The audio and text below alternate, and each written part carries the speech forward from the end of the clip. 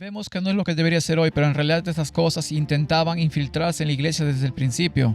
Dios está más interesado en la fe que en que la gente simplemente asista a la iglesia o... Hay un elemento real involucrado sobrenaturalmente también con las lenguas y las experiencias extáticas. Lo que vemos en muchos movimientos hoy es que se menosprecia el poder del Espíritu Santo. Y de vosotros mismos se levantarán hombres que hablen cosas perversas para arrastrar tras sí a los discípulos. Y aquí es donde hablo hoy sobre el mensaje del amor de Jesús, pero usándolo de una manera diluida. No se puede denunciar el mal ni a los falsos apóstoles. La piedad primitiva de los tiempos apostólicos se repetirá en esta tierra en la última iglesia. Se supone que debemos entender la profecía. ¿Cómo se puede leer y luego guardar si no se entiende? Así que cuando se ven estatuas de María, de ahí proviene de Diana, de los Efesios. Ella ha sido la madre paganizada de Dios porque el sistema de la Babilonia misteriosa al final tendrá que rendir homenaje a su Dios desde tiempos inmemoriales. Dios siempre ha dado ese tipo de consejo a su pueblo. No se trata solo de una advertencia profética, como dijiste, sino de una instrucción individual. Bienvenidos hermanos y hermanas a otro episodio del Proyecto Verdad. Por aquí Matthew Sánchez con mi hermano en Cristo, copresentador Andrew Wikishki. Bienvenido hermano Andrew. Gracias, siempre es un placer estar aquí. Y hermano Kenneth, gracias por acompañarnos como siempre en la producción de hoy. Es un placer estar aquí. Chicos, tenemos mucho que cubrir. Una de las primeras cosas que quiero mencionar antes de comenzar el episodio de hoy es que tenemos nueva información sobre donaciones. La última vez hablamos de cómo podemos emitir recibos de impuestos en Estados Unidos por la gracia de Dios, pero queríamos asegurarnos de que la gente comprendiera que existen nuevos métodos de donación para garantizar la recepción de esos recibos. Así que siempre estarán en la descripción a continuación y siempre estarán en el comentario fijado en la parte superior. Pero no quiero dedicar más tiempo a eso. Si tienes alguna pregunta, siempre puedes contactar a truthprojectministry.org. Hermano, hoy estamos aquí para hablar y comenzar. Creo que es uno de los temas menos comprendidos en el cristianismo actual y algo que espero aprender, crecer y comprender más. Pero las 7 iglesias de Apocalipsis y llegar a comprender que cada una de estas iglesias tiene un mensaje importante para nosotros hoy, que también nos ayudará a distinguir lo real de lo falso a medida que nos acercamos y sobre los engaños finales en el mundo que se desarrollan ante nuestros ojos. Absolutamente. Las 7 iglesias son un estudio realmente muy interesante porque no solo analiza la historia, sino que también analizaremos la iglesia antigua históricamente, porque se aplica tipológicamente en un sentido espiritual a nosotros hoy. Así que es un estudio realmente interesante, es un estudio fundamental para el libro de Apocalipsis. Así que estoy muy feliz de poder hacerlo, incluso estando de viaje, como probablemente puedan notar. Así que nadie puede pensar que somos IA, porque no creo que la IA haga algo tan malo como esto, comparando con lo que tengo en casa con mi estudio. Bueno, lo bueno es que suena claro y creo que el mensaje llegará a todas partes porque es realmente importante que podamos interpretar correctamente la palabra de Dios y me encantaría poder darles a las personas la confianza para que observen estas 7 iglesias en Apocalipsis y no tengan miedo ni las eviten de ninguna manera porque al comenzar a ver la Biblia como un rompecabezas y cuando empezamos a unir las piezas todo encaja tan maravillosamente que creo que tener ese aspecto y confianza en torno a la comprensión de las iglesias hoy, comenzaremos con la primera. Éfeso, y esperamos que nuestros hermanos y hermanas que nos observan puedan compartirlo con confianza, porque sé que está ahí por alguna razón. Es importante que podamos profundizar y ayudar a la gente a entender lo que dice, porque realmente estamos tratando de compararlo con lo que vemos hoy. Creo que es justo decir que estamos en la era de la séptima iglesia. Para quienes no saben cómo funciona, lo analizaremos y hablaremos más sobre ello a medida que avancemos, pero compárenlo con cómo se ve hoy. La era de la iglesia moderna es muy diferente de lo que creo que Dios planeó. Absolutamente es muy diferente hoy que en aquel entonces, pero tenemos algo que aprender de lo que era en aquel entonces. Así que pueden ver, sí, claramente es una experiencia muy diferente hoy. Y saben, estamos construyendo continuamente sobre este concepto de que Dios está más interesado en la fe que en las personas, en la fe en su palabra que en que las personas simplemente asistan a la iglesia o elijan qué hacer para adorar, cómo adorar o incluso en qué día. Ya lo dije en una charla reciente, a Dios no le importa tanto el día, sino a quién adoramos. Y si organizamos la adoración según una estructura como vemos con el séptimo día sábado, es importante que no dependa de nosotros. Y cuando depende de nosotros, bueno, me gustaría ver un video rápido sobre cómo se ven los frutos cuando nos alejamos de la palabra de Dios. Aunque todavía querramos aferrarnos al título de cristianos, pero lo hacemos sin tener necesariamente los parámetros que nos da su palabra. Así que echemos un vistazo rápido.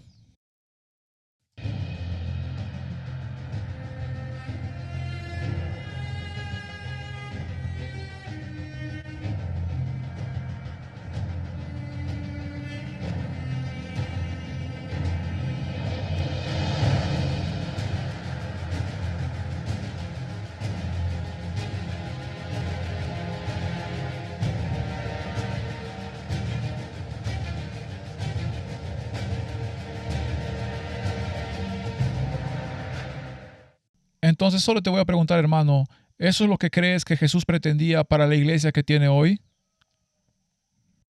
No, y de hecho lo que yo también estaba pensando es que si lees lo que sucedió en la iglesia cristiana primitiva, había muchas cosas que intentaban colarse en la iglesia cristiana primitiva. Y lo que intentaban colarse eran de hecho las religiones de misterio de la antigua Babilonia que eran omnipresentes. Y la gente estaba muy interesada en las religiones de misterio porque eran muy emocionantes, se reunían tarde en la noche, tenían experiencias extáticas, las cosas se manifestaban frente a ellos.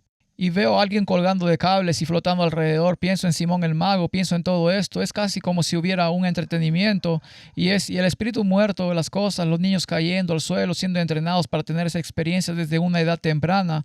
Hay una razón por la que hablar en lenguas se menciona en Corintios, porque existía un problema incluso en la iglesia cristiana primitiva. Vemos que no es lo que debería ser hoy, pero en realidad estas cosas intentaban infiltrarse en la iglesia desde el comienzo mismo de la era cristiana. Desde principios del primer siglo estas cosas se infiltraban y muchas provenían del entretenimiento que la gente obtenía de las religiones mistéricas. Sí, creo que por eso queremos mirar lo moderno y luego retroceder al principio y analizar los mensajes que Dios está dando. Tengo 2 hijas jóvenes y si estuvieran en esa situación no sabrían qué hacer. Les están enseñando a temblar, a convulsionar y a caer al suelo cuando alguien les toca la cabeza y no saben qué hacer. De hecho, probablemente les parece un poco divertido, se involucran porque es casi como algo divertido. Para ellos es como un juego y no se trata de juzgar a quienes en otras iglesias no conocen algo mejor, pero este no es el marco en el que queremos criar a nuestros hijos porque da una falsa impresión de lo que la Biblia realmente intenta hacer. No se trata de tener una experiencia externa, sino de una conversión del corazón, arrepentimiento, santificación, no solo justificación. Estas son cosas que forman parte de nuestra comprensión de que somos pecadores y necesitamos un Salvador, y los dones del Espíritu que se derramarán en la lluvia tardía. No se trata de reducir esos dones de ninguna manera, pero lo que vemos en muchos movimientos hoy en día está menospreciando el poder del Espíritu Santo al presentarlo de esa manera y educar a los niños para que piensen que así es como Dios se relaciona con su pueblo, porque entonces, como su imaginación infantil, crecen con una visión distorsionada de para qué usa Dios su Espíritu Santo. No se trata de simplemente ir por ahí y tumbar a todo el mundo, sino de tener un poder de convicción con relación salvadora con Jesucristo. Esto a menudo implica primero comprender nuestra culpa al quebrantar la ley y nuestra relación con el pecado, algo que casi nunca se discute en las grandes iglesias y los movimientos eclesiásticos modernos de hoy. Bueno, al igual que las religiones mistéricas de antaño, también hay un elemento sobrenatural involucrado en las lenguas y las experiencias extáticas. Hace unos años estudié con un joven para que se bautizara, se crió en una iglesia pentecostal y desde muy joven sintió presión para participar en esas cosas y algunos miembros de su familia también lo hicieron, pero siempre se sintió muy incómodo, como si no le pareciera correcto. Y cuando finalmente se le torció el brazo lo suficiente como para intentarlo, sintió que algo se apoderaba de él y perdió el control y se quedó haciendo cosas que no quería hacer. Fue como si algo se apoderara de él y la experiencia lo asustó mucho, así que es algo real, simplemente no es necesariamente lo que creen y de nuevo es lo mismo que en las religiones mistéricas, estás jugando con el espiritismo. Sí, me recuerda al endemoniado. Cuando Jesús lo sanó, no siguió con su fanatismo como en esa iglesia donde todos están en el escenario moviendo la cabeza. Eso sería más parecido a lo que era el endemoniado. Dice que cuando Jesús expulsó a esos espíritus, el hombre estaba tranquilo y en su sano juicio, listo para recibir instrucción sobre la salvación y cómo ayudar a los demás. Y aquí vemos que se acerca más al espectro del endemoniado que al de la calma y la sensatez. Y creo que hay algo de cierto en eso, porque Jesús dice, por sus frutos los conoceréis. Bueno, no tenemos por qué juzgar ni condenar. Simplemente observamos los frutos externos y esto nos da una idea de lo que creo que es Éfeso. Para empezar, al llevar a las 7 iglesias al mensaje que Dios dio para su iglesia a lo largo de las diferentes eras, creo que es buena idea que ahora, al analizar la primera iglesia, analicemos lo que Dios está tratando de hacer. Creo que lo harás maravillosamente a través del estudio que nos presentarás hoy. Para empezar, con buen pie les daré una buena perspectiva general de lo que está sucediendo. Encontré esta gran cita en los Hechos de los Apóstoles, páginas 5, 7, 8, que nos da una idea de lo que era Éfeso, cómo era y lo que hicieron. Dice, al principio la iglesia de Éfeso se distinguía por su sencillez y fervor.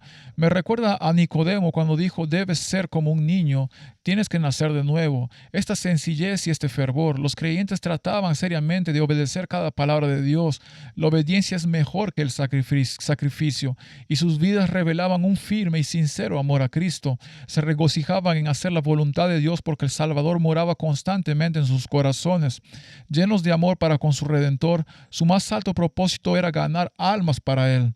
No pensaron en atesorar para sí el precioso tesoro de la gracia de Cristo. Sentían la importancia de su vocación y cargados con el mensaje sobre la tierra, paz entre los hombres, buena voluntad, ardían en deseos de llevar las buenas nuevas de la salvación a los rincones más remotos de la tierra. Y el mundo conoció que ellos habían estado con Jesús. Pecadores arrepentidos, perdonados, limpiados y santificados se allegaron a Dios por medio de su Hijo. Así que hay muchas buenas cualidades que comenzamos a ver inicialmente. ¿Ves algo ahí que tal vez Dios intente tocar para donde estamos hoy en esta era? Sí, quiero decir, Éfeso es realmente presentado como un ejemplo. Quiero decir, no es el mejor ejemplo en algunos aspectos, pero sin duda es un reflejo de la iglesia cristiana primitiva. Es decir, eso es realmente lo que abarca el periodo.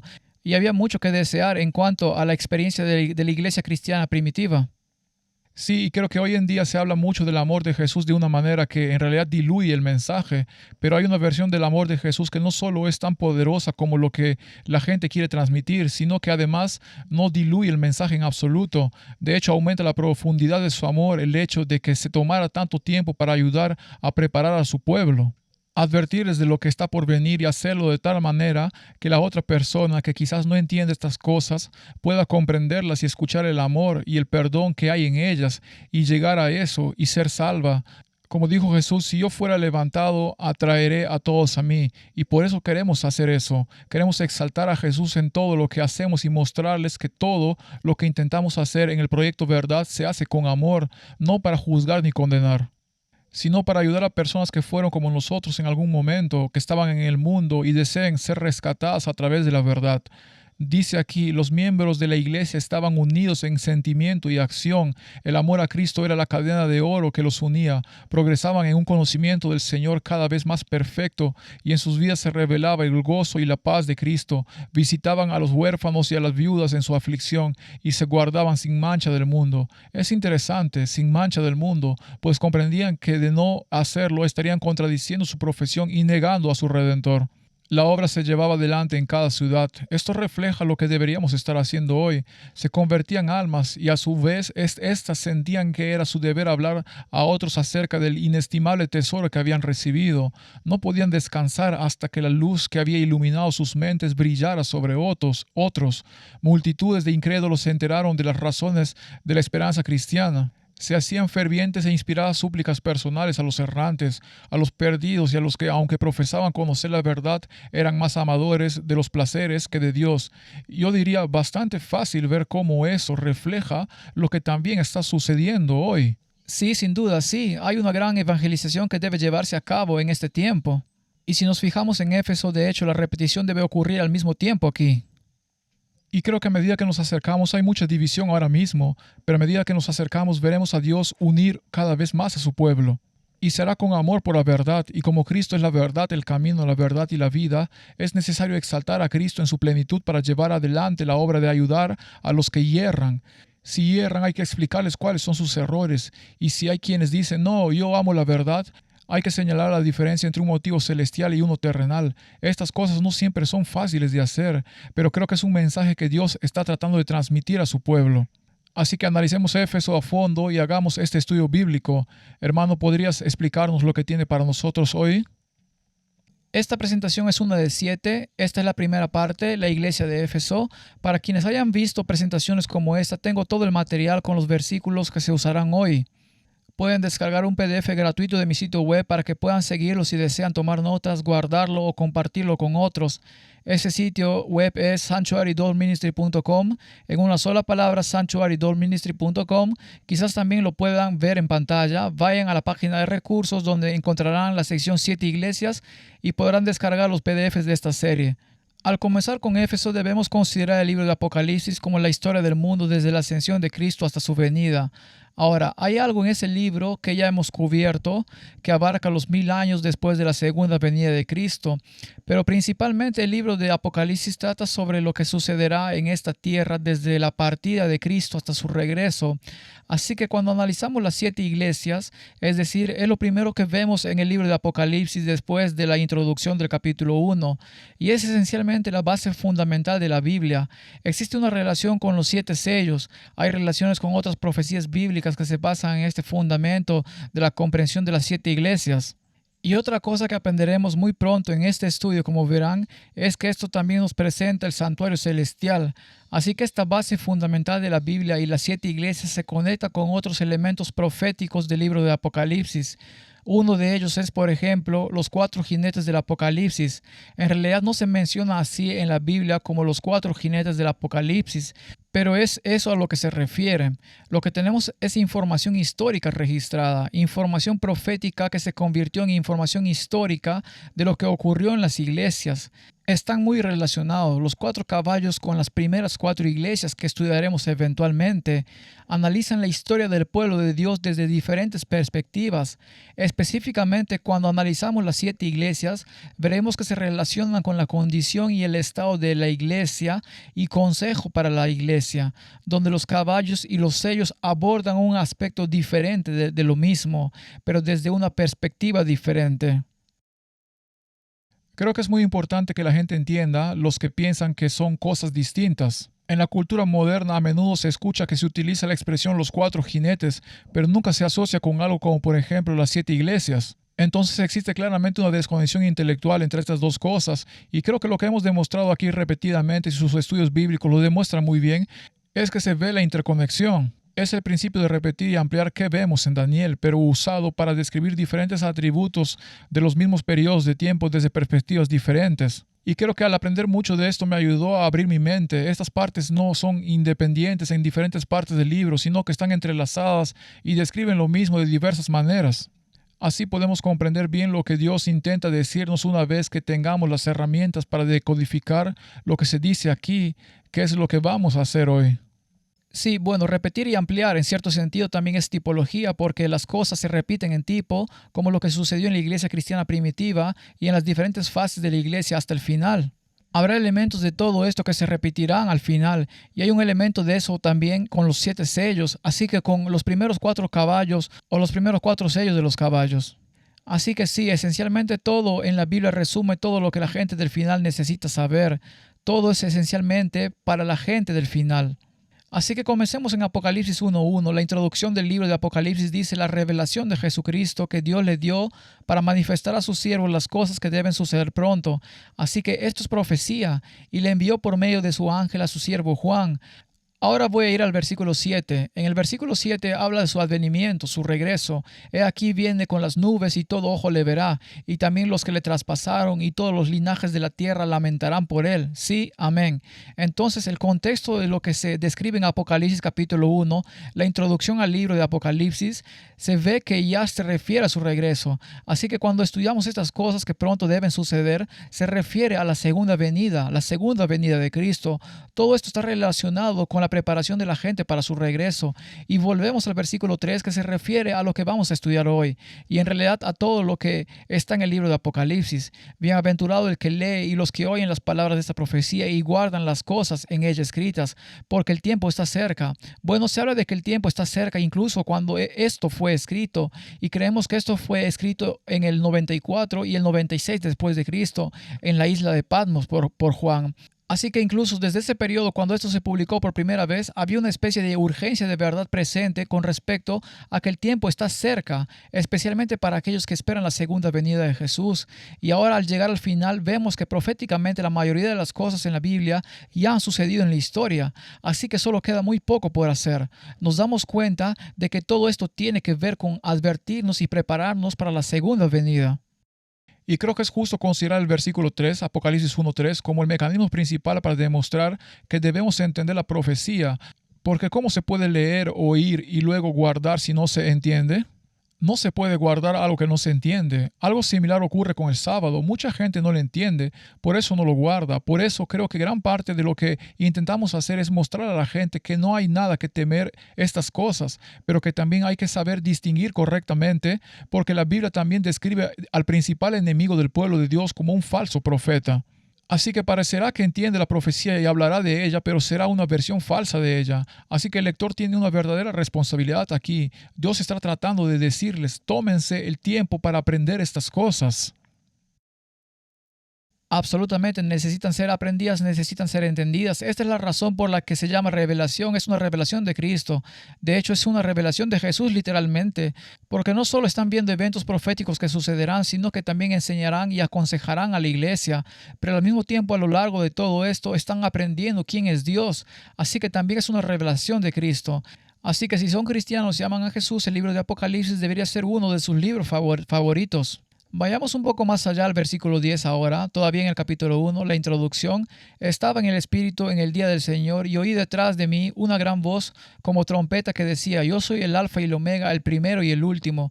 Escribe en un libro lo que ves y envíalo a las 7 iglesias que están en Asia, Éfeso, a Esmirna, a Pérgamo, a Tiatira, a Sardis, a Filadelfia y a la Odisea. Me volví para ver la voz que hablaba conmigo y al volverme vi 7 candeleros de oro y en medio de los 7 candeleros de oro, en medio de los 7 palos, a uno semejante al Hijo del Hombre. Así que allí está Jesús en el santuario celestial, entre los 7 candeleros de oro. Hablamos del santuario en una presentación, Tu Camino de Dios, partes 1 y 2. No recuerdo cómo se llaman en el canal, pero entramos en el santuario y repasamos todos los elementos del mobiliario. Verán que los candeleros están en el cielo, donde Cristo está después de su ascensión. Toda esta información le llega a Juan desde Jesús en el santuario celestial. Aquí se presentan y revelan las 7 iglesias. Se ven 7 iglesias, se ven 7 candeleros. Lo primero que Juan ve en esta visión es a Cristo en el santuario celestial. Esto es muy importante. Es asombroso y ocurre en un día específico. Y esto genera mucha confusión en el mundo cristiano porque en el versículo 10 dice, yo estaba en el Espíritu en el día del Señor. Pensé que sería importante abordar este tema rápidamente porque la mayoría del mundo cristiano dirá, ves, domingo, Él estuvo allí en el día del Señor. Esto ocurrió el domingo. Bueno, hermano, ¿hay algún lugar en las Escrituras donde se haga referencia al primer día de la semana como el día del Señor? No, y de hecho el sábado es el único que se menciona como el día del Señor. Ese es Isaías capítulo 58. Y Jesús dijo, aquí estoy, yo soy el Señor del sábado. Así que literalmente lo eleva aún más como Señor del sábado, el día del Señor. Y he visto que los católicos, por muy descabellado que parezca, no discuten que el versículo 10 se refiere al domingo. Al primer día dicen que no es eso. Altos funcionarios han escrito que se relaciona con la segunda venida. Así que dicen que Juan fue impulsado hacia eventos futuros para ver la segunda venida. Y ese es el día del Señor del que habla. Pero quiero leer 2 citas rápidas sobre esto para consolidar que el día del Señor, donde recibió esta información sobre el santuario celestial, también era el sábado. Cuando Juan fue desterrado a la isla de Patmos, dejando a aquellos que él amaba, Cristo sabía dónde encontrar a su fiel testigo. Juan dijo, yo, Juan, estaba en el Espíritu en el día del Señor, y oí detrás de mí una gran voz como de trompeta. El día del Señor es el 7º día, el sábado de la creación, en el día que Dios santificó y bendijo. Cristo declaró por su ángel a su siervo Juan. Cosas que deben suceder antes del cierre de la historia de este mundo. Así que él vio eventos futuros, pero el día del Señor se refería al sábado, al 7º día.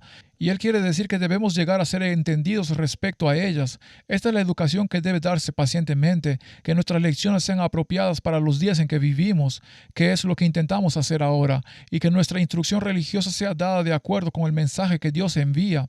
Eso es importante porque al observar la iglesia moderna, al ver ese breve video, vemos que eso es lo que sucede cuando no se está de acuerdo con los mensajes de Dios. Se llega a una versión desviada y errática que se convierte en una especie de abominación a los ojos del Señor. Y en última instancia, por eso es tan importante tener esa relación con la palabra, comprenderla y pedir al Espíritu Santo que la revele, porque debemos permitir que nuestra instrucción religiosa se imparta de acuerdo con los mensajes de Dios. Y eso es, creo, lo que intentamos hacer aquí. Y de nuevo es Cristo revelándose, revelando quién es y deseando que entendamos, guardemos y sigamos estas profecías. Por lo tanto, es imperativo obedecerle y eso implica leer y estudiar la Biblia para comprenderlas. Y la obediencia, como saben, no es una obediencia excesiva. Dios busca darte el mejor resultado posible. Nadie desea que tengas lo mejor más que Dios, pero Él también sabe que esas cosas pueden destruirnos si no tenemos cuidado. Por eso constantemente sopesa estas cosas, porque su objetivo final en nuestra salvación no darnos todo lo que queremos justo cuando lo queremos. Así que creo que aquí empezamos a comprender lo que Dios intenta hacer con su pueblo. Él quiere que sea un reflejo de su carácter. Aquí dice, y cualquiera que busque. Aquí dice HA, que son Hechos de los Apóstoles, es un libro, página 464. Fue en un sábado cuando la gloria del Señor se manifestó al desterrado apóstol.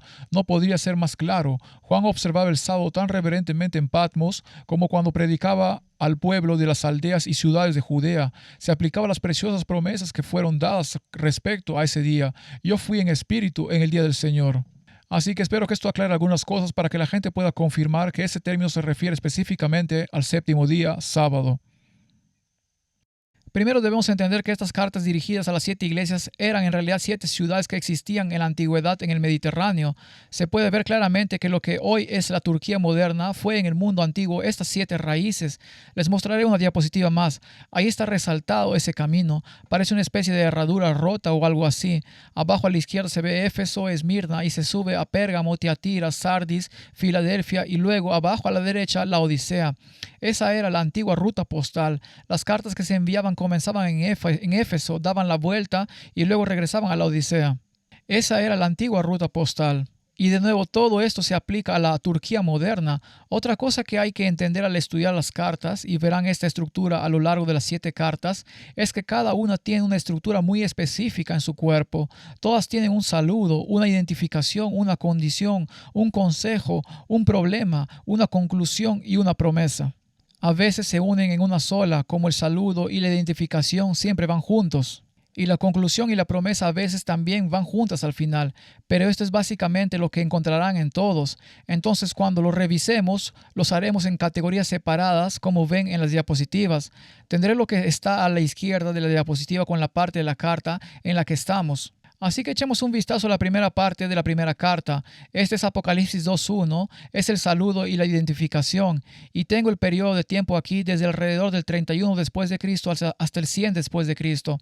Ahora, cuando hacemos los 7 sellos, cuando miramos el primer caballo, el caballo blanco, notarán que hay una ligera diferencia con los periodos de tiempo, aunque se alinea prácticamente de inmediato. La razón por la que he mantenido esto en el siglo 100 es porque este es el final de la vida de Juan. Él fue el último de los 12 discípulos en fallecer.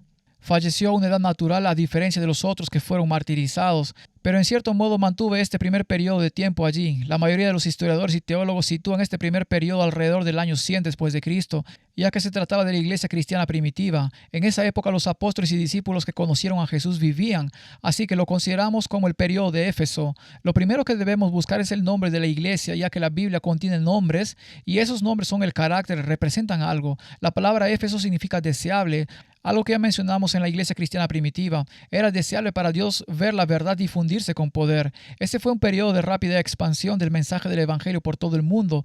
Llegaba a todas partes en esa época y de nuevo fue el momento en que quienes conocieron a Cristo caminaron con Él y hablaron con Él. Estaban vivos para testificar de Él y predicar. Este es el tiempo de Éfeso. En el texto del saludo e identificación se mencionan 7 candeleros de oro. Esto es interesante porque acabamos de leer sobre los 7 candeleros de oro en el capítulo anterior, que era la introducción al libro de Apocalipsis. En el capítulo 20, Apocalipsis 1, se habla de estos 7 candeleros de oro que se mencionan en la introducción, la identificación, el misterio de las 7 estrellas que has visto en mi diestra y de los 7 candeleros de oro, las 7 estrellas que son ángeles de las 7 iglesias y los 7 candeleros que has visto son las 7 iglesias. Así que un ángel en la Biblia representa algo simbólicamente en griego. Esta es la palabra griega 32. Es la palabra ángelos. En griego significa mensajero o pastor. Así que todos estos mensajes están identificados. Todos son dados al ángel de estas iglesias. Así que son dados al mensajero, al pastor de la iglesia. Pero realmente en un caso todos nosotros debemos ser pastores en el sentido del evangelismo. Todos nosotros somos mensajeros. Es la razón por la que tenemos los mensajes de los 3 ángeles. Todos nosotros debemos ser mensajeros. Así que el ángel de la iglesia de Éfeso, Dios está instruyendo a sus mensajeros a través de todas estas cartas. Ahora, permítame darles otro versículo que muestra que la Biblia se refiere a nosotros como ángeles, como mensajeros. En Gálatas 4, 13 y 14 dice, sabéis cómo a través de una enfermedad del cuerpo os prediqué el evangelio al principio. Así que aquí está la predicación del evangelio, versículo 14. Mi tentación que estaba en mi carne, no la despreciaste ni la rechazaste, sino que me recibisteis como a un ángel de Dios, como a Cristo Jesús. Así que de nuevo, ángel a la iglesia, esto es a su mensajero. De hecho, todos podemos leer esto por nosotros mismos. No tenemos que ser pastores para seguir este consejo.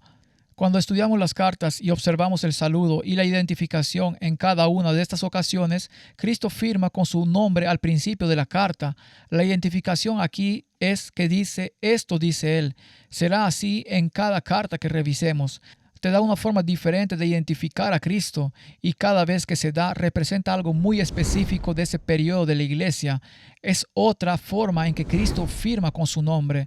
Ahora, al firmar con su nombre, como el que está entre los 7 candeleros de oro, como vemos en Apocalipsis 1:20, significa su posición como cabeza de la iglesia. En Colosenses 1:18 dice, y Él es la cabeza del cuerpo, que es la iglesia, y es el principio, el primogénito de entre los muertos, y para que en todo tenga la preeminencia. Así que firma con su nombre, como yo, quien tiene las 7 estrellas en mi mano, estoy de pie alrededor de los 7 candeleros de oro, cuido los candeleros, hago que permanezcan encendidos, como lo hacía el sumo sacerdote en el antiguo Israel. Tenían que mantenerlos encendidos todo el tiempo, tenían que ser cuidadosos. Así que Dios, Cristo, está atendiendo a su pueblo, está atendiendo a la iglesia. Él es el sumo sacerdote en el santuario celestial. Él es quien tiene la cabeza y la preeminencia sobre todas las cosas, pero se refiere a candeleros y Él no es el candelero. Nosotros debemos ser el candelero. Así que cuando Él cuida estos 7 candeleros de oro, cuida las iglesias. ¿Y qué hacen las iglesias por Él? En Mateo 5, 14 y 15 dice que somos la luz del mundo. De hecho, en Juan dice, yo soy la luz del mundo, pero también nos dice que debemos ser la luz del mundo. Una ciudad asentada sobre un monte no se puede esconder, ni se enciende una lámpara para ponerla debajo de un almud, sino sobre el candelero y alumbra a todos los que están en casa. Entonces, cuando dice que la luz en la casa proviene de un candelero, ¿qué representa una casa? En Isaías 56, 7 dice, mi casa será llamada casa de oración para todos los pueblos. Así que la casa a la que se hace referencia aquí simbólicamente y tipológicamente es el hecho de que un candelero ilumina una casa. Un candelero es en realidad lo que ilumina la iglesia. Así que este es el pueblo de Dios iluminando la iglesia y se supone que debe ser visto por el mundo. En nuestro episodio anterior vimos la relación de pacto que Dios tenía con el antiguo Israel y cómo el Israel moderno no es el Israel bíblico. Y mucho de eso se debe a un sobreentendimiento del propósito del pacto, qué era y qué es. Y dice aquí, Jesús dice, yo soy la luz del mundo. Luego en Mateo 5 dice, ustedes son la luz del mundo. Y luego en Deuteronomio el pacto que Dios hizo con el antiguo Israel fue, quiero que me reflejen. Les enseñé mis estatutos, les enseñé mis caminos para que pudieran enseñar a los demás en la tierra. Todo el propósito del pacto es reflejar el carácter de Dios. Y así vemos que eso es lo que Dios está tratando para el antiguo Israel y nada ha cambiado porque el pacto sigue siendo un pacto de fe basado en la obediencia con el objetivo de reflejar el carácter de Dios. Tu último estado especialmente será el reflejo más cercano de Dios, porque poco a poco le entregaste tu corazón pecaminoso con el tiempo. El mensaje del antiguo al nuevo es el mismo. Sigue siendo el mismo mensaje. Sí, me refiero a tomar la aplicación del candelero que trae la luz al mundo, porque la luz ilumina las cosas, revela cosas. Él dice, yo soy la luz del mundo, así que como la luz del mundo, como debemos ser, en realidad estamos revelando su carácter al mundo. Así que ese es realmente nuestro propósito en esta tierra y en nuestra creación, es reflejar la gloria de nuestro Creador. Como dijiste, así es como Él firma esta primera carta, y esta primera carta, por supuesto, es Éfeso, y Éfeso fue el periodo en que el Evangelio llegó a todo el mundo en ese tiempo. En Hechos 19:10, así continuó por espacio de 2 años, de manera que todos los que habitaban en Asia, judíos y griegos, oyeron la palabra del Señor Jesús. Esto es cuando llegó al mundo. Había 5 millones de cristianos a finales del primer siglo. Piensen en eso. ¿Cuántos discípulos había cuando uno, por supuesto, cayó, que fue Judas, pero eligieron a un 12º discípulo y luego fueron a orar durante 12 o 10 días en el aposento alto? De ese grupo de personas, 5 millones de cristianos a finales del siglo. Esto me recuerda a los 5 panes que alimentaban a toda esta gente. Puedes salir a alimentar incluso hoy en día, alimentar a todo el que quiera comer de él. Sí, hablemos un poco sobre el Éfeso histórico. Éfeso era la ciudad más grande en Asia Menor durante el ministerio de Pablo. Tenía una población de aproximadamente 1/4 de millón de personas. La membresía de la iglesia en su apogeo alcanzó los 50,000 miembros. Esa era una iglesia grande en el primer siglo. Éfeso era el lugar donde predicaban Pablo, Apolos, Timoteo y Juan. ¿Te imaginas el circuito de predicación en esas iglesias de Éfeso? Tenían a todos los grandes líderes. Estos eran los grandes pastores, los grandes apóstoles, los que estaban con Cristo. La mayoría vivían en esa ciudad. También se dice que María, la madre de Jesús, vivía allí. Y eso tenía sentido porque si Juan vivía allí y cuando estaba en la cruz le dijo a Juan, ahí tienes a tu madre, ¿verdad? Es decir, básicamente le pidió a Juan que cuidara de su madre cuando estaba en la cruz. Así que tendría sentido que María también estuviera allí. Ahora, la ubicación también es muy interesante, todos estos pequeños detalles, y quiero decir, esto es solo Éfeso, o sea, siempre parece construirse a medida que se avanza más y más en una profecía, como lo mismo con los 7 sellos. A medida que se avanza a través de los 7 sellos, al llegar al final la historia se amplifica, se repite y se hace cada vez más extensa. Éfeso tiene muchos detalles valiosos, pero al llegar a la Odisea es asombroso cómo los pequeños detalles históricos tienen un significado espiritual hoy en día. Por ejemplo, la ubicación de Éfeso estaba ubicada en el río Caistro, donde se encuentra con el mar de Egeo, lo que hoy es la Turquía moderna. Entonces, ¿qué sucede cuando un río desemboca en el mar? ¿Qué sucede? Esa agua del río, una corriente muy específica en un canal como en una guía, piensa en el río de la vida, piensa en el río que fluye desde el trono del cielo.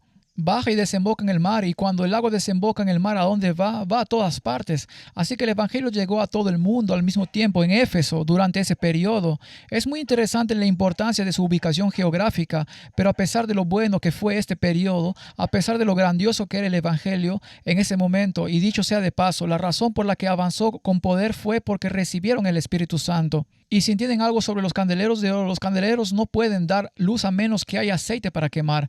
Así que sin la presencia del Espíritu Santo no hay luz en la iglesia. De ahí proviene la luz. Pero incluso con toda esta gran luz derramada en la iglesia del primer advenimiento en el tiempo del Pentecostés, todavía había oposición, una oposición feroz, incluso en esta ciudad donde tenían hasta 50,000 miembros de la iglesia.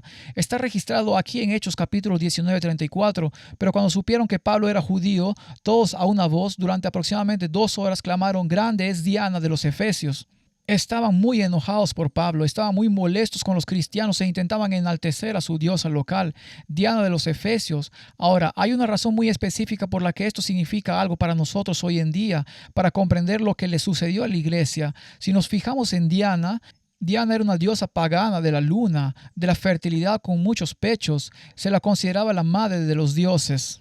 Es Isis. Sí, tienes razón, exactamente, es otra versión, correcto. Así que la popularidad del cristianismo básicamente amenazó el comercio de las imágenes de plata que florecían allí. Allí era donde se hacían todas las estatuas de Diana, y debido a la popularidad del cristianismo se consideraba una gran amenaza para su industria la venta de estas estatuas. Curiosamente, unos 400 años después de la muerte de Cristo se celebró el concilio de Éfeso, y allí la Iglesia Católica otorgó el título de Madre de Dios a María, la Madre de Cristo. Es interesante que lo que hicieran en el concilio de Éfeso, en el mismo lugar donde Diana era, en cierto sentido, la patrona de esa ciudad y era la madre de los dioses, y ahora María es la madre de Dios. Esto les permitió básicamente que la imagen de María reemplazara a la de Diana y la tradición de las estatuas continuara. Así que cuando ves estatuas de María, de ahí proviene de Diana, de los Efesios.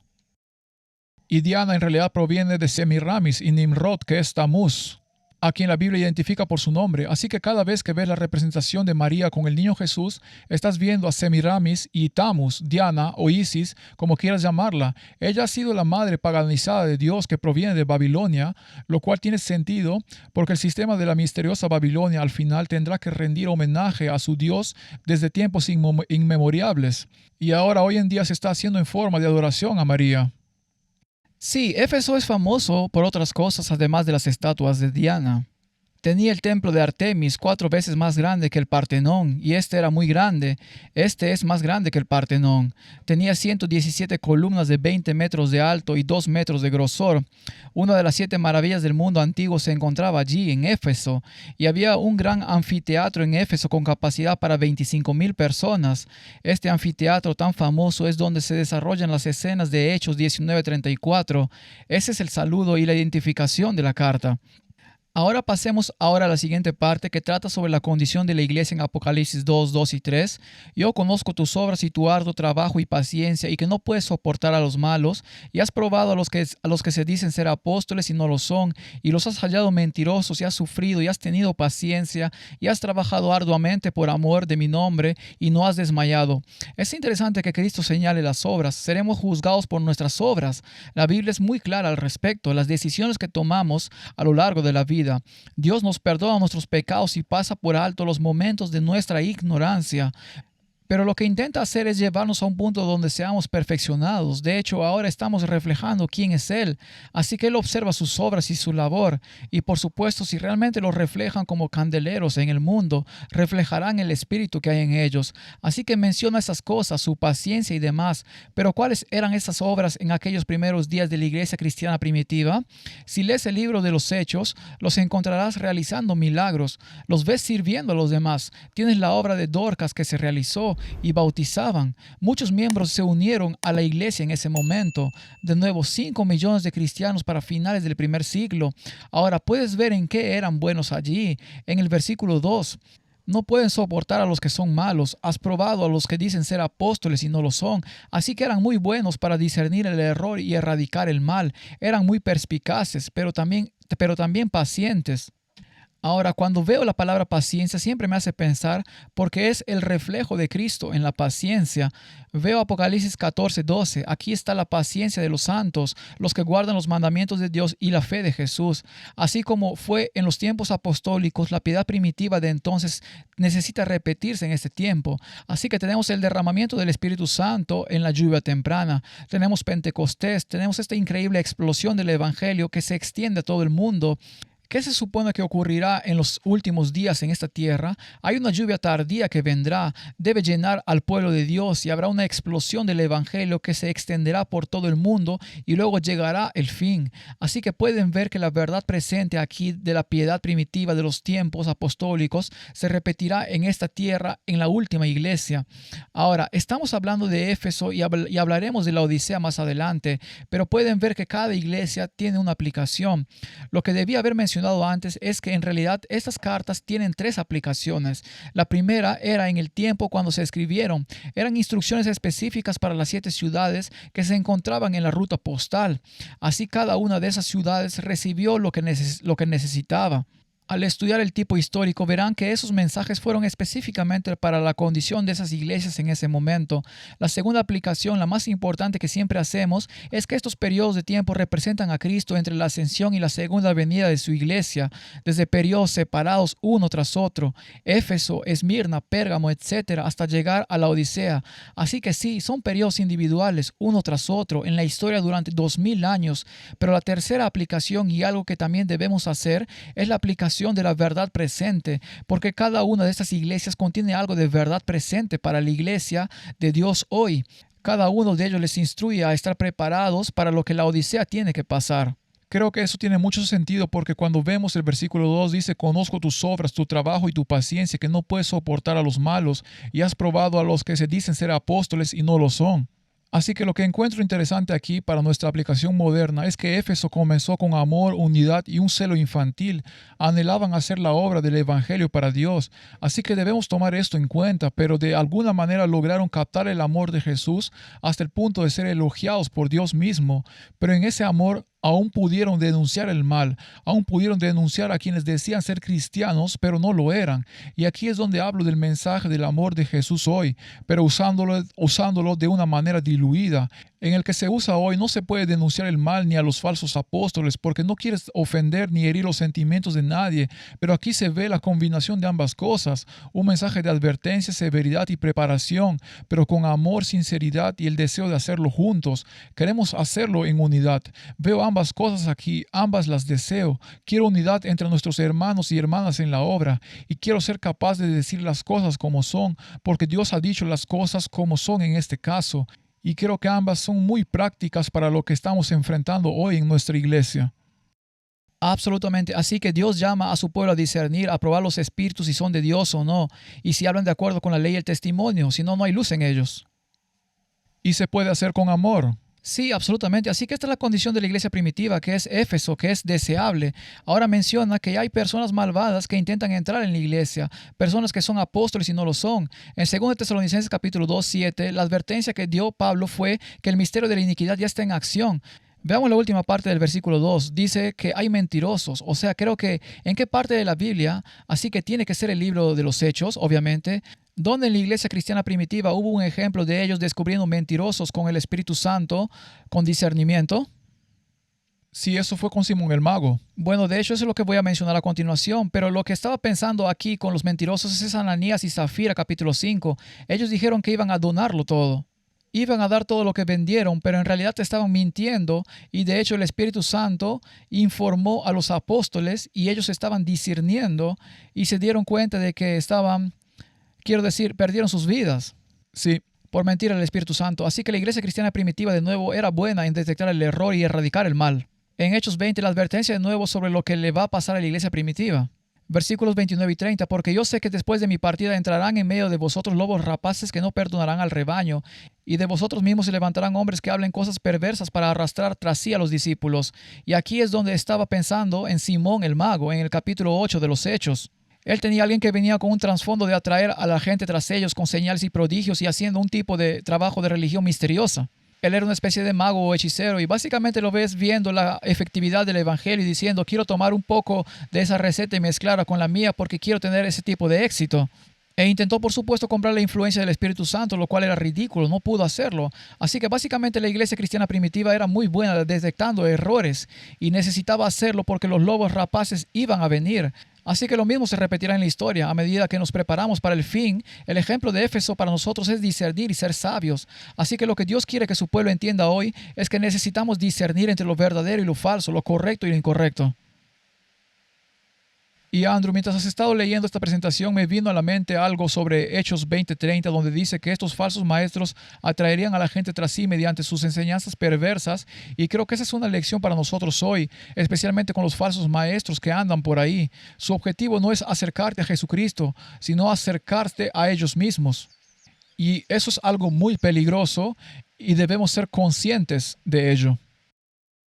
Absolutamente, absolutamente, sí. Y la condición de la iglesia, incluso con todo esto, puedes ver que se refieren a ellos como pacientes, paciencia y no desmayar.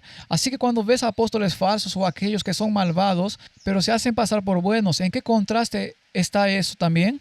Tenemos que contrastarlo con el mensaje original que Dios nos dio en Judas 1:3. Puedes ver que la advertencia también estaba allí en ese momento. Amados, por la gran solicitud que tenía de escribiros acerca de nuestra común salvación, me ha sido necesario escribiros exhortándoos que contendáis ardientemente por la fe que ha sido una vez dada a los santos. Ahí está la paciencia de los santos. Entonces, ¿por qué escribió esto Judas? ¿En qué iglesia se escribió Judas 1:3? Fue en la época de Éfeso. Así que hubo un movimiento de retorno a las enseñanzas originales porque obviamente Satanás estaba intentando introducir sus ideas en la iglesia cristiana primitiva, como ya comentamos al principio. Al ver el video de algunas iglesias modernas, están las religiones de misterio con su pompa y solemnidad, su valor de entretenimiento y el espiritismo intentando infiltrarse en la iglesia como una falsificación de la obra del Espíritu Santo. Así que de nuevo, los apóstoles, los discípulos y los líderes de la iglesia cristiana primitiva intentaban constantemente guiar a la gente hacia el mensaje original del Evangelio que una vez fue entregado a los santos. Así que podemos ver que la contienda girará en torno al evangelio original y así lo seguimos o no. Permítame preguntarles, ¿veremos otra versión de un falso movimiento del Espíritu Santo? Por supuesto, ya lo vemos. En cierta medida, ya lo vemos.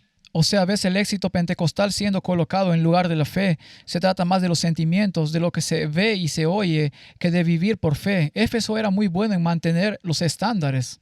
De eso se trata, no pueden soportar a los que eran malos, así que Dios quiere que su pueblo hoy, para ser deseable, mantenga los estándares de la fe original y contienda ardientemente por la verdad. En 2 Corintios capítulo 4:1 dice, por lo cual teniendo nosotros este misterio según la misericordia que hemos recibido, no desmayamos. Así que relacioné algunas de esas palabras. Apocalipsis 2:3, por amor de mi nombre has trabajado y no has desmayado, no desmayes en este ministerio. Así que Éfeso necesitaba cierta resistencia para seguir adelante en la dirección que debía tomar. Y eso es exactamente lo que necesitamos hacer hoy. Debemos tener la resistencia y la paciencia para luchar con fervor por el Evangelio original. Así que la verdad presente para nosotros hoy es mantener firmes los estándares del Evangelio, que no siempre es popular entre la gente. Es decir, no puedo pensar en un profeta cuyo mensaje fuera popular en esa época, como volver a Dios, dejar atrás los ídolos, dejar atrás la frivolidad, actuar como si se estuvieran preparando para ir al cielo. Y creo que ahí es donde muchos de nosotros aprendemos una lección, incluido yo. Dije que soy el mayor pecador porque, como dije en un sermón que di el fin de semana pasado, lo digo porque sé qué clase de pecador he sido en mi vida. No puedo decir eso de otras personas, pero sé dónde estoy y lo que Dios ha tenido que perdonarme y hacerme pasar. Pero Él está tratando de prepararnos y Él no ha detenido esa obra desde que comenzó con Adán, Eva, Abel, Caín, Set, creando estas dos líneas que no se trataban de sangre, sino de obediencia. Y creo que debemos empezar a prepararnos para dar un mensaje de advertencia con amor y que no le agrademos al mundo por ello. No le gusta el mensaje porque es la misma historia que se repite una y otra vez. Sí, y la exhortación continúa llegando al pueblo de Dios hoy. Puedes verlo en Gálatas 6:9. No nos cansemos de hacer el bien, las obras y el trabajo que hizo Éfeso. Dios espera verlas de nuevo en esta iglesia en los últimos días. Habrá un evangelio que llegará a todo el mundo y luego vendrá el fin. Así que, como saben, se nos dice: no os canséis de hacer el bien, porque a su tiempo cosecharéis si no desmayamos. Ahora llegamos a la siguiente parte de la carta, que es el problema. Así que cada iglesia tiene un problema aquí. Aparece Apocalipsis 2:4. Pero tengo contra ti que has dejado tu primer amor. Así que, aunque brillante y resplandeciente, y puedes ver esto como el caballo blanco, el evangelio avanzando en el primer sello de Apocalipsis capítulo 6, la iglesia de Éfeso fue advertida de que estaba perdiendo su primer amor. Cuando pienso en eso, pienso en lo que Dios dice que debes amar. Él dice que debes amar al Señor tu Dios con todo tu corazón, con toda tu alma, con toda tu mente, con todas tus fuerzas. Este es el primer mandamiento. Entonces, ¿qué es el primer amor y cómo se relaciona con amar a Dios con todo? Cuando te enamoras de alguien, muchas veces la gente puede darse cuenta de que algo ha sucedido en tu vida e incluso puede que puedan averiguar quién es porque no dejas de hablar de esa persona, y lo mismo ocurre con Dios. Así que de alguna manera en esta gran obra que Éfeso estaba haciendo había un peligro de que estuvieran perdiendo su fuego y celo originales, que no estuvieran haciendo la evangelización y el alcance que estaba empezando a prosperar. Y pienso en nosotros hoy especialmente porque la advertencia: has dejado tu primer amor. Pienso en Penn y Teller. Probablemente hayas oído hablar de los magos Penn y Teller. Sí. Uno es muy ruidoso y expresivo, el otro está silencioso. Bueno, el ruidoso, el tipo más grande, no es ruidoso, es solo que es el que habla más. Pero es muy famoso por ser ateo, muy famoso por ser ateo. Es un ateo declarado. No sabemos acerca del otro tipo porque no habla. Pero él ha contado historias sobre cómo algunos de sus fans son cristianos y sus fans realmente lo aman e intentan darle testimonio, enviándole Biblias y haciendo todo tipo de cosas para intentar que crea en Dios porque se preocupan por él. Y es interesante cómo dice que esas personas, aunque no estoy de acuerdo con ellas, sé que realmente me aman. Y él les dice a aquellos que dicen ser cristianos, pero no le dan testimonio: ¿cuánto odio hay que tener para que alguien diga que realmente eres cristiano y luego no intentes llegar a ellos? Eso es un ateo diciendo eso, lo cual me pareció muy interesante. Y me recuerda lo que dije antes: si fuera levantado, atraeré a todos a mí. Es cuando muestras el carácter de Dios y, como dijiste antes, cómo amamos a Dios o cómo definiríamos el amor. Jesús dijo: si me amas, guarda mis mandamientos. Y realmente quiero que la gente cambie de opinión y deje de pensar que es un conjunto de leyes. Él dice: si amas el carácter de Dios, no amas las leyes, amas la expresión del carácter de Dios. Y cuando lo amas, también quieres expresar su carácter a los demás. Así que se trata menos de leyes y legalismo y más de una apreciación por el carácter de quien te creó, quien te lleva adelante, quien te sostiene, quien te ha dado un camino a la vida eterna. Ninguna de estas cosas podríamos haber añadido nosotros mismos, ¿verdad? Y entonces aquí, como creo que para las personas a quienes les cuesta que la ley siga siendo válida, dejen de pensar en ella como una ley y piensen en ella como la expresión del carácter de Dios que podemos apreciar y querer emular porque lo amamos. Se nota cuando dejamos nuestro primer amor, puedes verlo. Y bueno, veamos este versículo, lo relacionaré con el siguiente, 1 de Juan 4, 19 al 20, dice: nosotros le amamos a Él porque Él nos amó primero. Así que nuestro primer amor, esto significa nuestro primer amor, es que Él nos amó primero. Así que cuando hablamos de regresar a tu primer amor, siempre se refiere a Dios. No es tu primera novia de la que recuerdas, no tu novio o lo que sea, realmente es quien te creó, porque no hay primer amor antes de ese. Ese es el principio del amor, es Dios. Y dice en el versículo 20, si alguno dice yo amo a Dios y aborrece a su hermano es mentiroso, pues el que no ama a su hermano a quien ha visto, ¿cómo puede amar a Dios a quien no ha visto? Así que la prueba para tener ese primer amor es amar al prójimo como a uno mismo. Hay que amar primero a Dios, pero también hay que compartir este evangelio. De nuevo, corrían el peligro de no alcanzar al mundo como deberían haber continuado. Algo estaba sucediendo incluso en la iglesia cristiana primitiva. Amar al hermano. Esto nos lleva a la corrección para encontrar a los falsos apóstoles y los errores en la iglesia. Tienes que amar al hermano, incluso al que está equivocado. Así que cuando perdemos nuestro primer amor, también olvidamos quién es realmente el que dirige la iglesia. Cuando nos alejamos, porque otros se infiltrarán e intentarán apropiarse de la gloria, otros intentarán hacer que se trata de ellos o alejarán a la gente de Dios y tendrán sus propios seguidores. Y creo que incluso a veces en situaciones donde la gente intenta hacer lo mejor que puede, si Cristo no es la cabeza de lo que hacen, no están trabajando realmente para la iglesia, porque tiene que tener un solo líder y ese es Jesucristo. Y de hecho, cuando hacemos el trabajo, deberían vernos cada vez menos a nosotros y cada vez más a Él. Es como lo que hacía Juan el Bautista, ¿verdad? Pudo haber tenido todos estos seguidores y de hecho tenía algunos de los suyos, su propio grupo. Pero el objetivo es que al final, incluso en el proyecto de la verdad, no veas a Matt ni a Andrew ni pienses en el programa, sino en Jesús. Piensas en cuánto Jesús ha sido revelado y todo lo demás. Y el objetivo es que no nos veas a ninguno de nosotros ni escuches nuestros pensamientos u opiniones, sino que veas a Jesús revelado en cada parte de la Biblia que extrapolamos, ya sea del Antiguo o del Nuevo Testamento.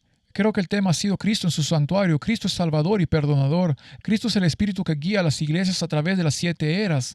Como si todo estuviera regresando a ese punto.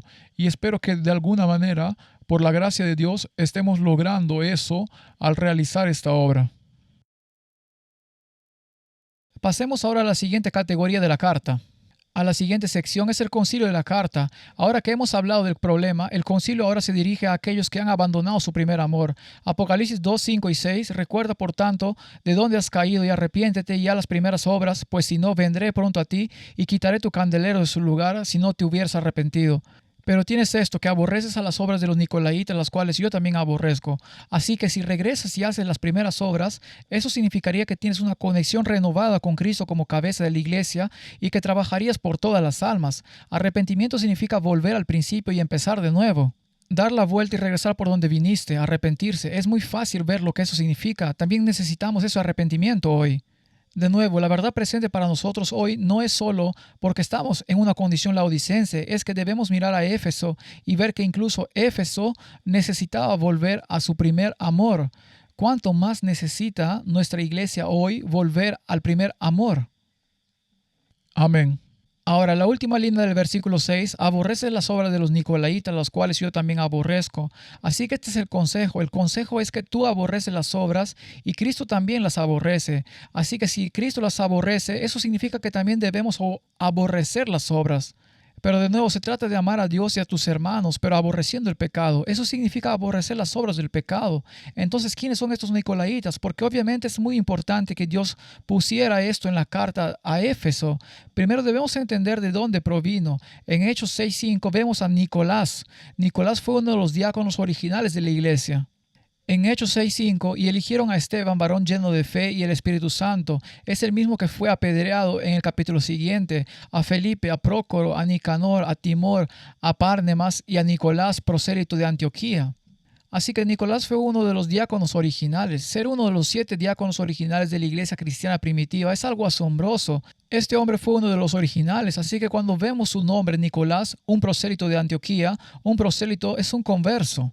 Se trata de alguien que se convirtió y que venía de Antioquía. Curiosamente, Antioquía era una ciudad griega, era muy famosa, así que era griego, no era judío. La ciudad de Antioquía, famosa por ser la antigua capital del reino Seleucida, Seleuco fue uno de los 4 generales que ascendieron al poder tras la muerte de Alejandro Magno.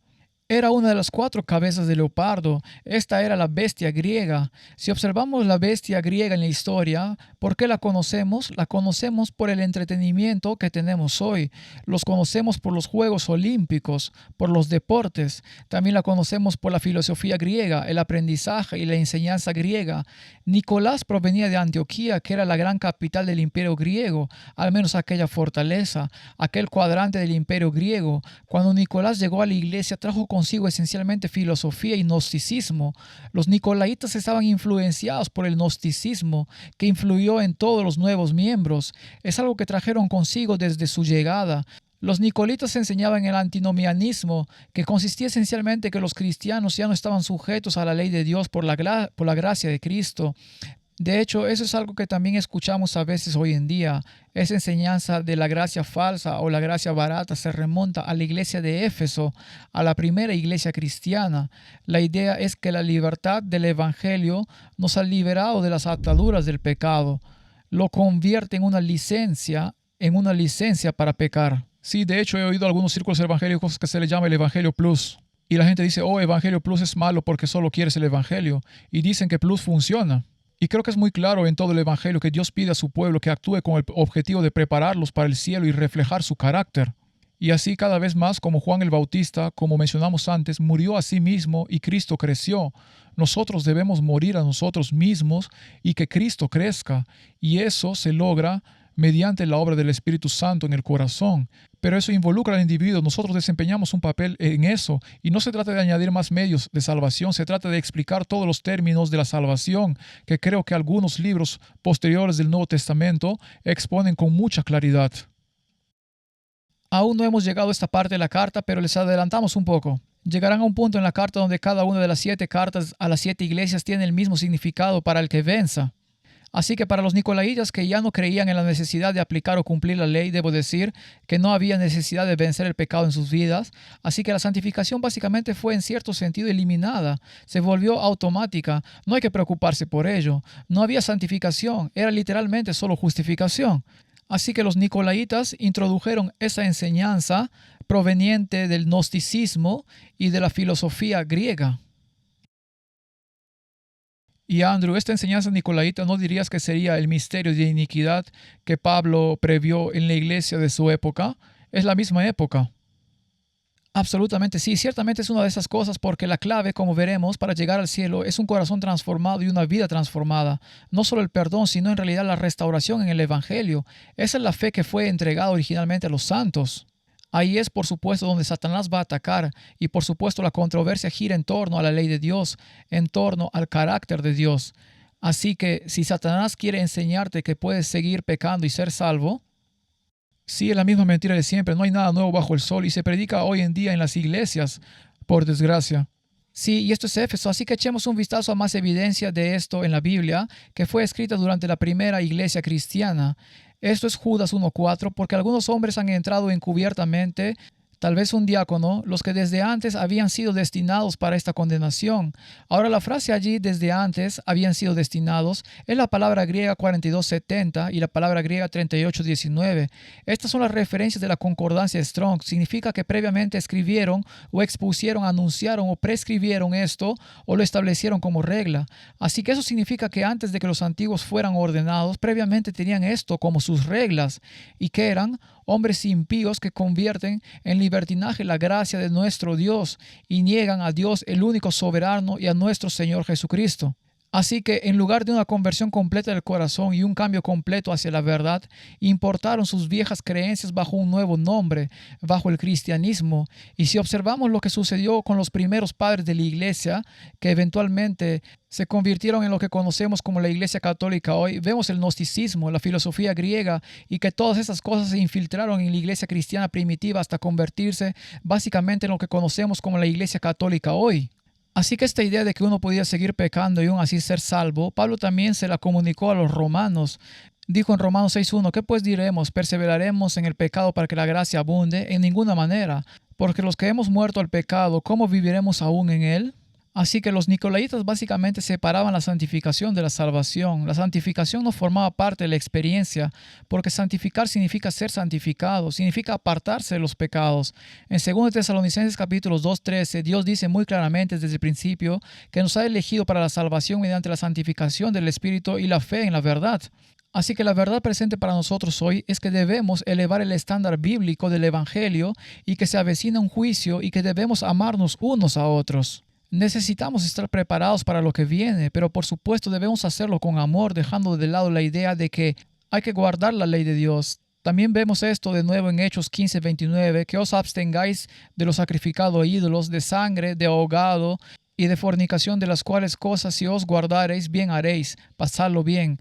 La razón por la que esto se escribió en Hechos capítulo 15:29 se debe a las enseñanzas de los nicolaitas, quienes les permitían seguir viviendo como idólatras, comiendo carne sacrificada a los ídolos y desobedeciendo el mensaje de salud, para quienes entienden lo que digo.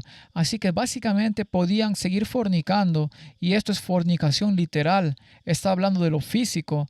Así que se prostituían y sin embargo afirmaban ser cristianos debido a las antiguas enseñanzas del gnosticismo, desechando la ley de Dios y siendo salvos por gracia barata. Y veo que eso está sucediendo en todas partes hoy en día. El concepto de estar clavado en la cruz, confundiendo las leyes de Moisés con la santa ley de Dios, cuyo ejemplo sigo mencionando. Una es la ley para revelar el pecado, que es la ley de Moisés. La otra es el remedio para el pecado, que es la ley de la libertad, el carácter de Dios. De alguna manera todo vuelve al mismo punto. Y estas son lecciones que debemos aprender de las iglesias antiguas que pasaron por lo mismo, pero aplicarlas a la actualidad, porque en esencia son las mismas circunstancias para el pueblo de Dios hoy. Y aunque la gente no necesariamente ofrece carne a los ídolos, lo hacemos a nuestra manera. La gente lee la letra y olvida su esencia. Es como decir, nunca he matado a nadie, así que nunca he quebrantado el mandamiento de no matarás. Pero Jesús dice que si miras a alguien y lo odias en tu corazón, cometes asesinato, adulterio o lo que sea. Así que muestra que realmente debemos comprender la intención de lo que Dios intenta hacer aquí y asegurarnos de no pensar que eso solo le pasó a algunas personas hace mucho tiempo. No tiene nada que ver con nosotros. Se aplica mucho a lo que sucede hoy.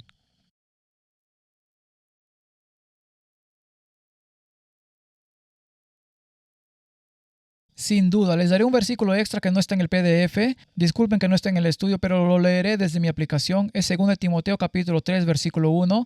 También debes saber esto, que en los postreros días, que es el tiempo en el que vivimos, vendrán tiempos peligrosos, porque habrá hombres amadores de sí mismos, avaros, vanagloriosos, soberbios, blasfemos, desobedientes a los padres, ingratos, impíos, sin afecto natural, implacables, calumniadores, intemperantes, crueles, lo cual, como saben, intemperantes significa sin templanza, dominio propio, crueles, aborrecedores de lo bueno, traidores, impetuosos, infatuados, amadores de los deleites más que de Dios, que tendrán apariencia de piedad, pero negarán la eficacia de ella. A estos evita.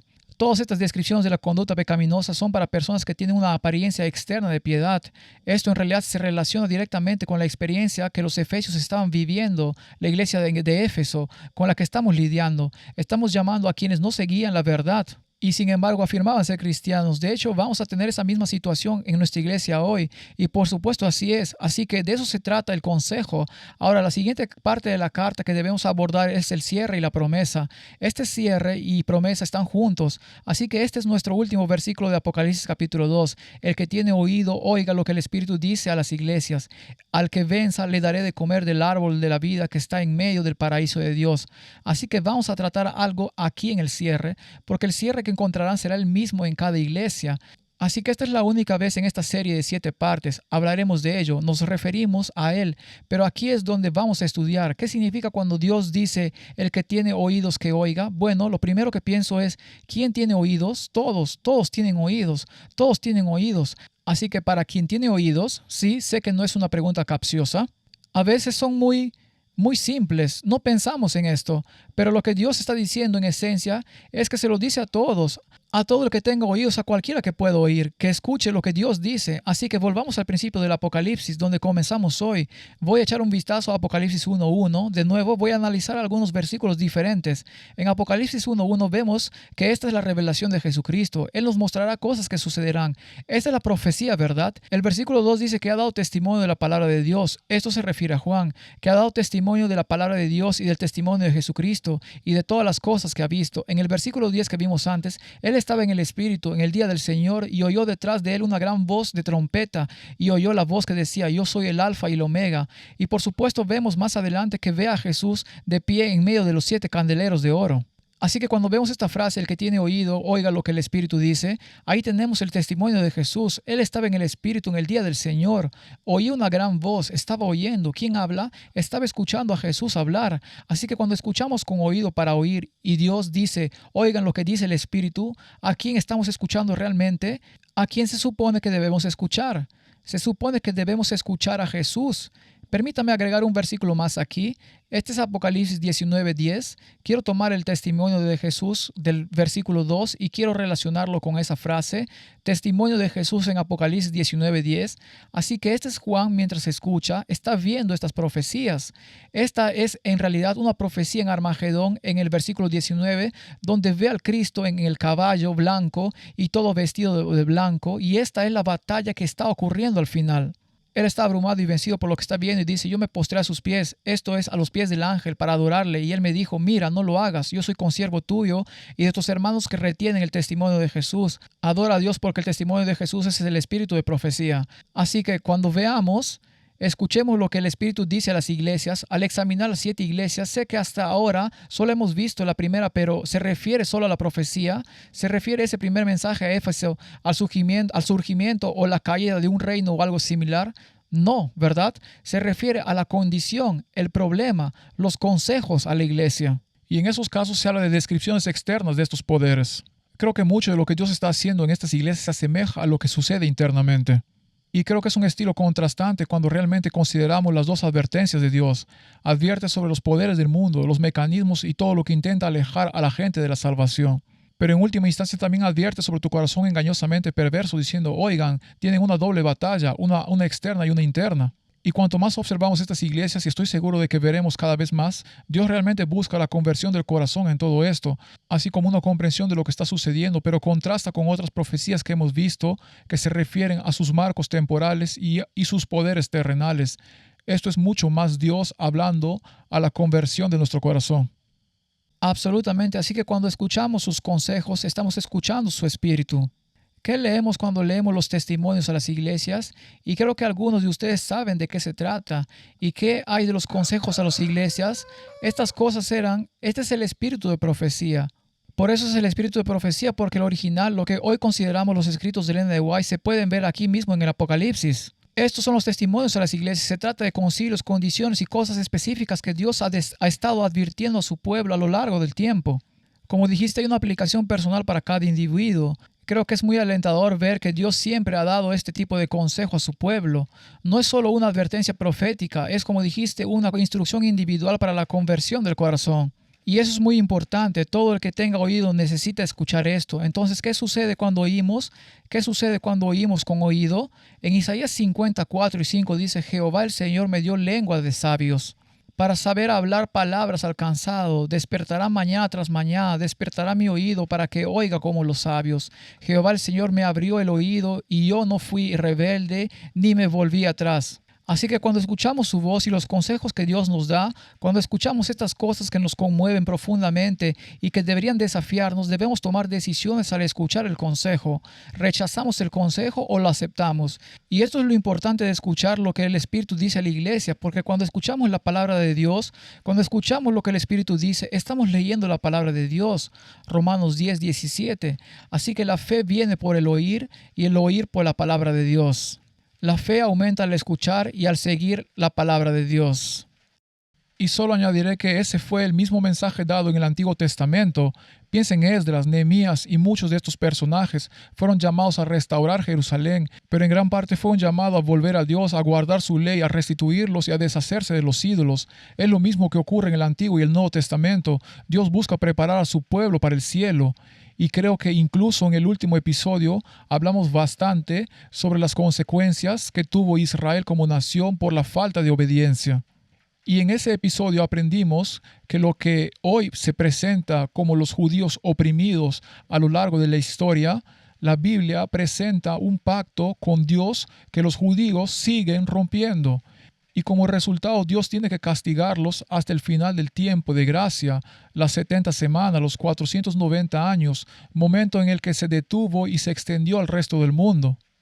Pero una y otra vez vemos que no era algo opresivo para el pueblo judío, era su falta de seguir a Dios con fe, de escuchar la palabra de Dios y ponerla en práctica. Y vemos que este mensaje también se reitera en el Nuevo Testamento. Pero ahora, en lugar de un estatus exclusivo como nación, el Evangelio se ha extendido al mundo entero. Cualquiera puede ser injertado con solo escuchar y hacer. Sí, y es un mensaje para cada iglesia de las 7, escuchar lo que Dios les dice. Escuchar lo que dice el Espíritu. Así que ese es el cierre. Ahora viene una promesa. Esta es la parte final de la carta. La promesa es que al que venza le daré a comer del árbol de la vida. Al que venciere, vencer de nuevo, contrasta con lo que enseñaban los nicolaitas. Ya no hay que preocuparse por la ley de Dios. Se puede seguir viviendo como el mundo mientras se profese fe en Jesús. Entonces puedes hacer lo que quieras, pero dice en Romanos capítulo 12, 21, no te dejes vencer por el mal, sino vence el mal con el bien. Así que hay un llamado a cambiar el comportamiento basándonos en los consejos de Dios. Escuchar lo que dice, la fe viene por el oír, la justicia por la fe. Puedes cambiar tu vida basándote en lo que la palabra de Dios dice que quiere que hagas. Puedes tomar eso por fe y con la fuerza vencer el mal con el bien, hacer cambios en tu carácter. Así que es la misma promesa una y otra vez en las 7 cartas. Hay una promesa de que si vences, y vencer siempre tiene que ver con vencer el pecado. Entonces hay una promesa de vida eterna. Primera de Juan 5, 4 y 5. Porque todo lo que es nacido de Dios vence al mundo. Y esta es la victoria que ha vencido al mundo. Nuestra fe, la fe viene por el oír por la palabra de Dios. Esta es la victoria sobre el pecado en el mundo. ¿Quién es el que vence al mundo? Sino el que cree que Jesús es el Hijo de Dios. Creer que Jesús es Dios. Si revisan una de sus otras cartas, dice que debemos creer que Jesucristo es Dios. Es decir, que Dios vino en carne. De lo contrario es anticristo. Así que nuestra fe y nuestra creencia en Dios nos deben llevar a esta experiencia de victoria. Así que quien tenga oídos para oír, también tendrá fe para vencer el pecado. Amén. En Apocalipsis 22, 2 y 14, cuando vemos esta nueva Jerusalén al final de la Biblia, vemos que en medio de la calle de la ciudad y a uno y a otro lado del río estaba el árbol de la vida. Esto se relaciona con la promesa de Apocalipsis 2.7, al que venza le daré a comer del árbol de la vida. Así que cuando encontramos el árbol de la vida escrito allí, sabemos que estamos en el lugar correcto donde Apocalipsis 2.7 hace la promesa. Y llegamos al versículo 14 y allí están las condiciones. Bienaventurados los que guardan sus mandamientos para tener derecho al árbol de la vida y para entrar por las puertas en la ciudad. Cada una de estas cartas que incluye esta promesa final para quien venza, la escribirá de forma diferente. Cristo firmará su nombre en la introducción de forma distinta cada vez. Hará una promesa diferente cada vez al vencedor, pero siempre es una promesa de vida eterna, siempre es una promesa de estar con Él en el cielo. Y cuando leemos y estudiamos estas cartas, vemos lo que realmente significa vencer y qué busca Dios que cambiemos en nuestras vidas hoy para estar listos para su venida. Porque cada una de estas iglesias está preparando al pueblo de Dios para su regreso. Incluso la forma en que esto se expresa en Apocalipsis 22:14, la mayoría de la gente consultará sus Biblias. Veremos que dice, bienaventurados los que lavan sus vestiduras, ¿verdad? Por eso es muy importante que entendamos lo que eso significa. Me encanta esta traducción porque realmente llega al corazón de lo que Él intenta hacer. Y hay gente que dice, eso es el Evangelio Plus, tienes que aferrarte a Él para ser salvo. No, estás viendo la expresión del carácter de Dios y le preguntas, ¿puedo apartarme para que tú tomes tu lugar? ¿Para que seas levantado y tomes tu lugar? Y en eso, a medida que tu carácter se refina cada vez más, cumplirá los mandamientos de forma natural. Dios te formará y te moldeará. Eres el autor y consumador, el iniciador y el consumador de la fe.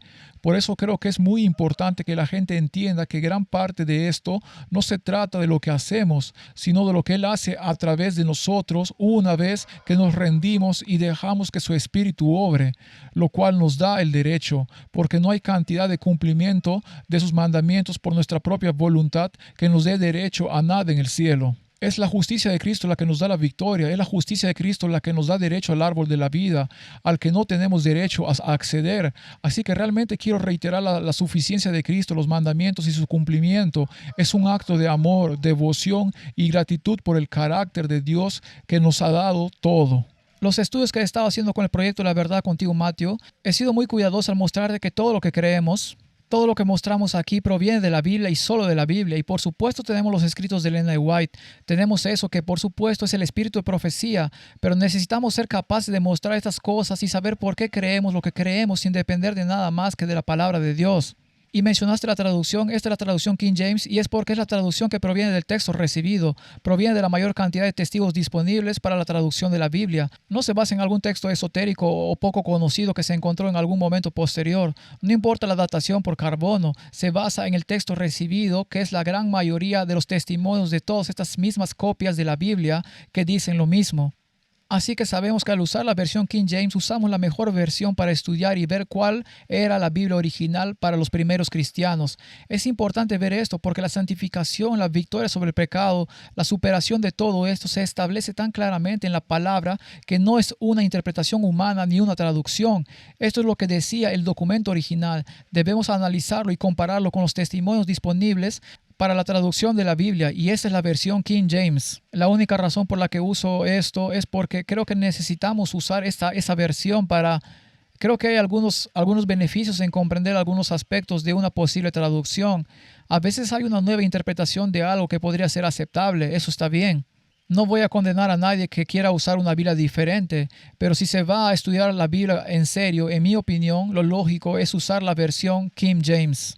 Y diría simplemente cualquier texto recibido, pero al final eso se reduce a la versión King James, porque mucha gente no se da cuenta de que hay una diferencia y de que el texto recibido debe ser la base. De lo contrario, se obtiene una interpretación de lo que se dijo en lugar de las palabras literales, así que hay una gran diferencia. En resumen, creo que lo que empezamos a ver es que hay mucha aplicación de esa primera iglesia para nosotros hoy. No es algo establecido para un periodo de tiempo que se remonta a la antigüedad. Bueno, los primeros padres de la iglesia, creo que es la mejor manera de decirlo. Y ahora creo que lo que estamos viendo es que tenemos que aprender a entender estos conceptos, como las 7 iglesias, porque habrá interpretaciones falsas. Mencionaste que el caballo blanco está asociado con esto. Ahora la gente puede ver la descripción del primer caballo y de la primera iglesia y empezar a conectarlos. Aprecio mucho cómo tus estudios nos permiten conectar estos puntos bíblicamente y dejar muy claro que Dios está pintando una imagen que encaja a la perfección y se conecta entre sí. Creo que eso quedó muy bien ilustrado hoy, hermano. Gracias de nuevo por guiarnos en este primer estudio. Sé que nos quedan 6 más. Me emociona compartir la versión completa que creo que Dios espera que su pueblo extraiga de este mensaje hoy. Sí, estoy seguro de que los abordaremos con el tiempo. Y tendremos otros episodios que surgirán de vez en cuando a medida que sucedan cosas en el mundo, por supuesto. Pero solo quiero recordarles a todos que el sitio web donde encuentran todos los PDFs es sanctuarydoorministry.com. En el enlace de recursos pueden encontrar el PDF gratuito para descargar con todos los versículos bíblicos que se usaron hoy. De hecho, probablemente entraré allí e incluiré el capítulo 3 de 2 de Timoteo, que mencioné allí. Probablemente lo añadiré ahora a la presentación para que esté disponible. Sanctuarydoorministry.com es el lugar donde también pueden conectarse conmigo y enterarse de lo que está sucediendo. Ese es el sitio web de mi ministerio. Sí, y eso me recuerda que también les recomiendo a las personas que visiten la página de Patreon porque compartimos mucho más material allí. No podemos hacer un video sobre todo el tiempo. Por eso hay mucha información que cubriremos. Incluso escribiré artículos antes de los episodios que explican lo que haremos en los próximos episodios. Toda la idea que contienen. Así las personas puedan tener algo que puedan imprimir o usar para comenzar a incorporar esto en su labor de testificación. Les recomiendo encarecidamente que visiten esa página para obtener más contenido que no está en el canal de YouTube. Se encuentra en la descripción a continuación, tanto Andrew como la página de Patreon. Esa información está en los comentarios y en el comentario principal en la descripción a continuación. Pero hermano, realmente aprecio todo lo que has compartido con nosotros hoy. Y hermano Kenneth, si pudieras pasar y concluir con una palabra de oración. Oremos. Padre nuestro que estás en el cielo, te agradecemos mucho por el estudio que ha sido compartido con nosotros por el hermano Andrew y oramos para que tengamos esa experiencia de Éfeso, teniendo ese celo por ti para llevar el mensaje del Evangelio a todo el mundo. Oramos para que no perdamos nuestro primer amor, que podamos aferrarnos a ti y amarte con todo el corazón, mente, alma y fuerza. Y por favor, solo quédate con nosotros, quédate con el proyecto de la verdad, continúa bendiciéndolo y edificándolo para la honra y gloria de tu nombre. Y que solo Cristo sea visto en él. Quédate con nosotros ahora en el nombre de Jesús. Amén. Amén.